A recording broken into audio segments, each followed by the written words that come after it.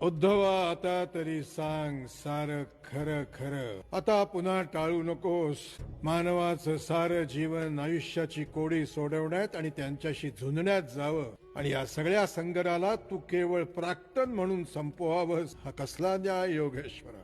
धिक्कार करतो मी तुझ्या या प्राक्तनाच्या योजनेचा. तू कर्माचा पुरस्कर्ता आहेस ना, मग मी आयुष्यभर माझ्या कर्माशी प्रामाणिक राहिलो श्रीकृष्णा, त्याचं काय फळ दिलंस मला.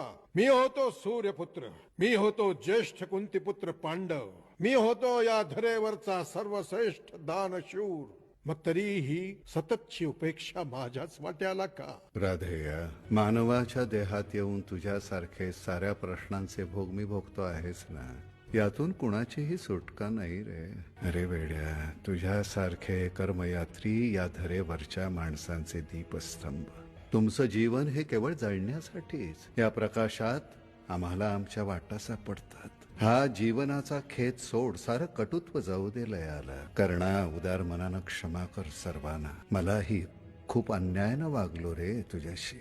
तूच होतास या जगातला सर्वश्रेष्ठ महारथी.